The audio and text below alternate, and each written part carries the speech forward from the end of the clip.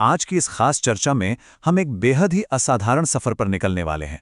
हम बात करेंगे उस ऐतिहासिक सफर की जहां एक शांत, चीजों को गौर से देखने वाला बच्चा समय के साथ एक ऐसे बौद्धिक शहीद में बदल गया जिसके विचारों ने सचमुच एक पूरे राष्ट्र को नींद से जगा दिया। जरा सोचिए, 23 साल के एक नौजवान ने दुनिया के सबसे बड़े ब्रिटिश साम्राज्य की नींव कैसे हिला दी। तो चलिए इस सवाल की गहराई में चलते हैं। हम देखेंगे कि कैसे उनकी रणनीति शांतिपूर्ण विरोध से हटकर क्रांतिकारी एक्शन की ओर मुड़ी और अंततः एक बहुत ही गहरे वैचारिक युद्ध में तब्दील हो गई। तो शुरुआत से शुरू करते हैं। भाग 1, बगावत का बीच। कहानी की शुरुआत होती है 1907 के पंजाब में। देशभक्ति से उत्प्रोत एक परिवार में पले बड़े भगत सिंह तब मात्र 3 साल के थे। एक दिन उनके पिता ने उन्हें खेत में छोटे छोटे तिनके गाड़ते हुए देखा। पूछने पर उस मासूम ने जो कहा वो हैरान कर देने वाला था। उसने कहा कि वो बंदूकें बो रहा है ताकि उनकी फसल से अंग्रेजों को भगाया जा सके। इतनी सी उम्र में विद्रोह की ये समझ वाकई असाधारण थी। जैसे जैसे वो बच्चा बड़ा हुआ, आसपास की घटनाओं ने उसके दिमाग पर गहरा असर डाला।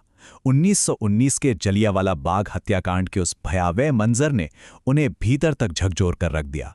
सोचिए, उन्होंने वहां की खून से सनी मिट्टी को एक बोतल में रख लिया था। इसके बाद वे पूरी ऊर्जा के साथ गांधी जी के शांतिपूर्ण असहयोग आंदोलन से जुड़े। लेकिन 1922 में चौरी चौरा की घटना के बाद आंदोलन अचानक वापस ले लिया गया। इस फैसले ने उन्हें एक बहुत बड़े वैचारिक चौराहे पर लाकर खड़ा कर दिया। और यहीं से आता है हमारा दूसरा भाग, क्रांति की ओर। असहयोग आंदोलन के अचानक रुकने से युवाओं में भारी निराशा थी। कई लोगों को लगा कि आज़ादी के लिए जो बलिदान दिए जा रहे थे उनका अपमान हुआ है और यहीं से आज़ादी के रास्ते अलग अलग होने लगे। दोनों ही पक्ष दिल से आज़ादी चाहते थे, लेकिन तरीके बिल्कुल अलग थे। महात्मा गांधी जहां अहिंसा और शांतिपूर्ण विरोध पर अडिग रहे, वहीं भगत सिंह ने हिंदुस्तान सोशलिस्ट रिपब्लिकन एसोसिएशन यानी HSRA का गठन किया। उन्हें समझ आ गया था कि केवल शांतिपूर्ण प्रार्थनाओं से बात नहीं बनेगी। किसानों और मजदूरों को शोषण से बचाने के लिए व्यवस्था में एक क्रांतिकारी और पूर्ण परिवर्तन की जरूरत थी। यहां से कहानी एक नया मोड़ लेती है। भाग 3, प्रतिशोध और प्रहार। सहन शक्ति की सीमा तब टूट गई जब 1928 में साइमन कमीशन भारत आया, जिसमें एक भी भारतीय नहीं था। लाहौर में इसके खिलाफ एक शांतिपूर्ण प्रदर्शन हो रहा था, जिस पर पुलिस ने बेहद बर्बर लाठीचार्ज किया। इस लाठीचार्ज में 63 वर्षीय सम्मानीय नेता लाला लाजपत राय का निधन हो गया। इस घटना को पूरे देश ने एक गहरे राष्ट्रीय अपमान के रूप में देखा और फिर तुरंत बदला लेने की एक अटूट कसम खाई गई। क्रांतिकारियों का असली निशाना वो मुख्य अधिकारी था जिसने लाठीचार्ज का आदेश दिया था। लेकिन एक गड़बड़ी हो गई और गलती से असिस्टेंट सुपरिंटेंडेंट जॉन सैंडर्स मारा गया। इस घटना ने ब्रिटिश खेमे में हड़कंप तो मचा दिया, लेकिन इसका नतीजा ये हुआ कि सभी क्रांतिकारी अचानक लाहौर में पुलिस की भारी घेराबंदी के बीच फंस गए। चारों तरफ पुलिस थी। अब यहां से जो हुआ वो उनकी अविश्वसनीय रणनीतिक बुद्धिमत्ता को दिखाता है। बचने के लिए भगत सिंह ने अपने बाल और दाढ़ी कटवा ली। एक सिख के लिए अपनी इस पहचान का बलिदान देना कोई छोटी बात नहीं थी। दुर्गावती देवी ने उनकी पत्नी का भेष बनाया और वे एक बच्चे को गोद में लेकर एक आम परिवार की तरह कलकत्ता जाने वाली फर्स्ट क्लास ट्रेन में बैठ गए। पुलिस की आंखों में पूरी तरह धूल झोंकते हुए वे वहां से निकलने में कामयाब रहे। लेकिन उनका असली मकसद सिर्फ पुलिस से छिपना नहीं था। भाग 4, बहरों को सुनाना। उनका लक्ष्य तो भारत की सोई हुई जनता को जगाना और एक वैश्विक मंच तैयार करना था। 8 अप्रैल 1929 को उन्होंने दिल्ली की केंद्रीय असेंबली में बम फेंके। लेकिन ध्यान रहे, ये कम तीव्रता वाले बम थे और खाली जगहों पर फेंके गए थे। मकसद किसी की जान लेना बिल्कुल नहीं था।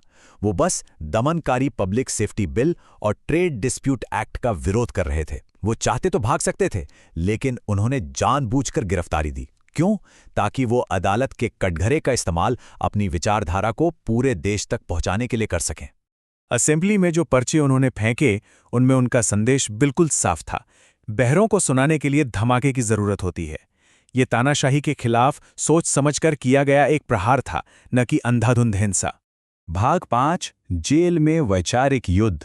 सलाखों के पीछे पहुंचने के बाद उनका ये शारीरिक विद्रोह एक बेहद मुश्किल बौद्धिक और वैचारिक युद्ध में बदल गया।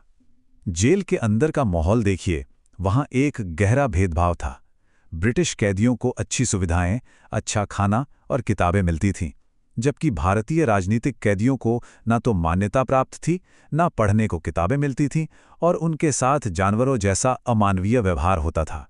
इसी भेदभाव के खिलाफ उन्होंने बुनियादी मानवीय सम्मान और राजनीतिक कैदी का दर्जा पाने के लिए एक ऐतिहासिक भूख हड़ताल शुरू कर दी। और ये कोई साधारण विरोध नहीं था।